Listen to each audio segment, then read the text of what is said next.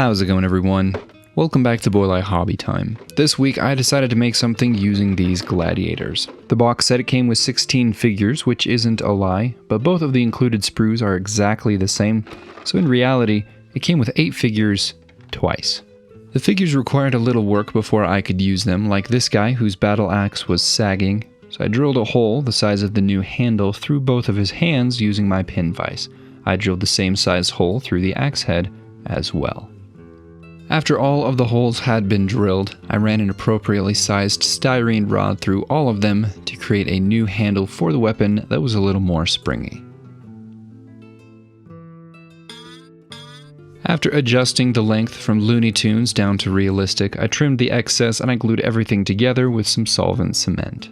With the axe wielder done, it was time to work on his opponent. I scraped off all of the mold lines, as I did with the first guy, and then I glued this guy's shield in place, and luckily his sword didn't need any special repairs. I prepped a third guy just in case, removed all of the lines as I did with the other two, and I gave him a new spear. The original spear was okay, but I felt like a slightly bigger one was a good call. I made that from styrene bits and I squished the end with pliers to get a nice flat spearhead. After a couple more dabs of plastic cement, that spear was stuck in place and my characters were ready. The two on the right I felt looked like better opponents. I'll be saving this third guy for next week's video, but as for right now, these were ready to prime. I used super glue to connect the minis to some painting bases, but because the plastic does not adhere very well to super glue, I flame treated the bottoms first. After those were on their painting handles, I took them outside and I primed them black. Today, I'll be painting these characters primarily with an airbrush. Because these gladiators are mostly skin, I gave each of them a subtle coat of purple right over top of the black, and then I followed that up with a gory red. After the red was in place, I began adding their skin layer by layer from the dark to the light, being careful which direction I was applying the paint from. I moved progressively to a more vertical angle, the lighter in color that the paint got.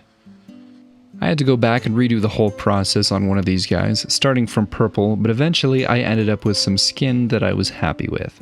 I've only attempted painting realistic skin on miniatures a couple times, and usually there isn't so much of it, so it's still something I'm not very experienced in. I'm not sure it comes through very well, but I did try to give them slightly different skin tones as well. After the skin was done, I began painting everything that was not skin.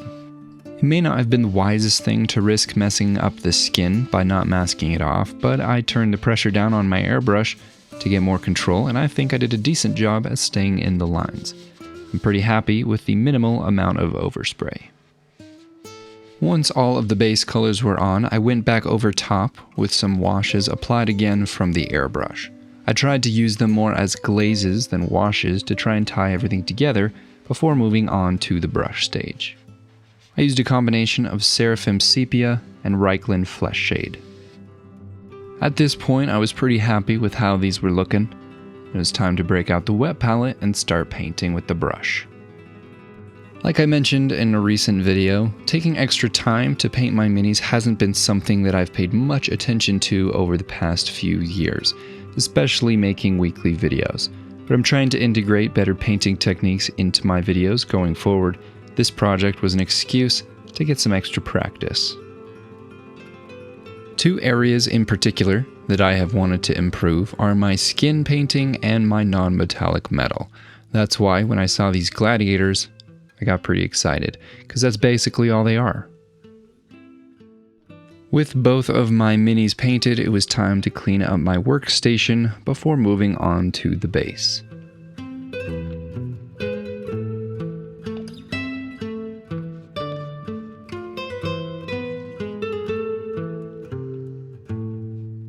I went to the store and I grabbed a base. I grabbed this shape because it looked like it suited a gladiator arena. I broke out some XPS foam and I traced the shape of the smallest ring on the wooden base onto the foam using a pencil, and then I shaped it with my utility knife.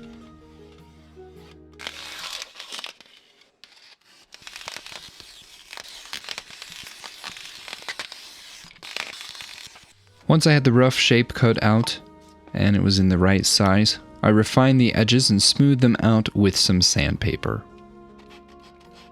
Sanding foam creates extremely bad floaties that you do not want in your lungs, so make sure to wear a respirator. Once the side of the foam was nice and smooth, I stuck it down on the wooden base and I admired how smooth the foam was. I then glued the foam to the wooden base using some foam-safe superglue, and it was time to move on to the backdrop. The plan was to wrap some styrene around the profile of the curved edge and fill it with posts for a fence. I had this sheet of corrugated styrene, which actually worked far better than the flat stuff. I measured out what looked like an appropriate height for a wall of the gladiator arena, and then I glued all the little skewers together side by side directly to the styrene. This may have been a slightly lazy way to make this wall, but I think it ended up looking pretty good. I also used up the rest of my time allowance painting those miniatures. I glued the styrene to the foam, and I'm really happy with the way that it lined up with the curve of the foam, like I hoped it would. To give the diorama a little more artistic composition, I tapered the wall section up and to the right. This also matches the motion and height of the characters in front of it. I then cut along that line with my Dremel and a cut-off wheel.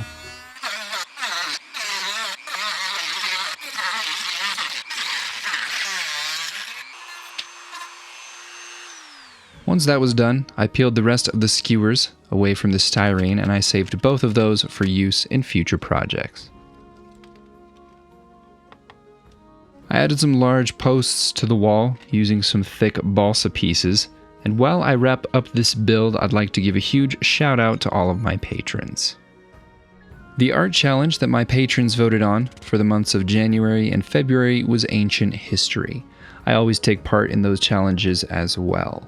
From what I saw on Wikipedia, Ancient History ended 750 years after Christ, so luckily for me, gladiators fall into that category. I had seen this box at my local hobby store containing these gladiators for quite a while. I had been looking for an excuse to buy them.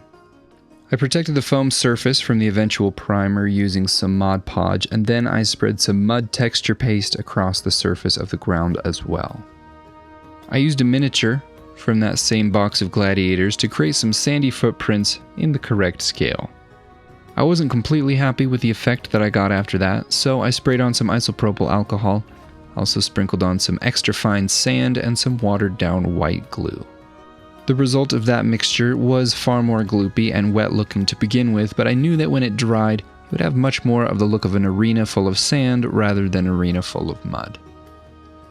After 24 hours, the base was fully dry, so I took it outside and I primed it black. And once the primer was dry, it was time to paint the base. The goal here was to paint the base with atmospheric lighting in mind, just as I had painted the miniatures, so that as a whole, the diorama would look natural together. I painted an artificial shadow along the back of the diorama cast by the edge of the arena, which is out of frame. I built up the colors from dark to light, then I went over everything with some Seraphim Sepia to give the light a slightly more golden hue. I also darkened the shadow a bit further to push the contrast. I painted the cast shadows on the ground underneath where the gladiators will be, and then I carefully removed them from their bases. Once both of the combatants had been removed from their included bases, I glued them into position. I touched up the shadows beneath the gladiators with the airbrush, and then the very last thing to do was to paint the sides of the diorama with black 4.0. After that, I called it good. Before moving on to my final shots, please take a moment to appreciate the artwork submitted by my patrons for the monthly art challenge, the theme of which was Ancient History. A few of them have accompanying videos, which you can find linked below.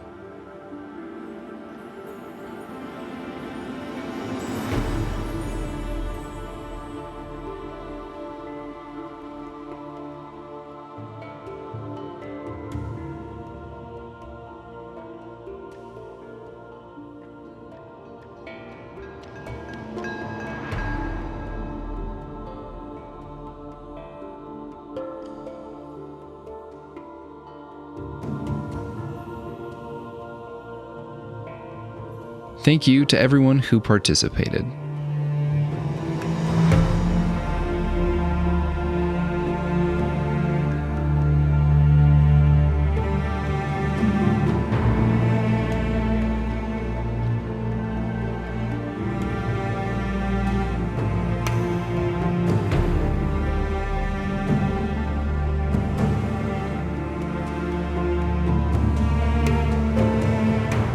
That is it for this video. Thank you all so much for watching. Hope you enjoyed. Huge shout out as always to my patrons. You guys are the best.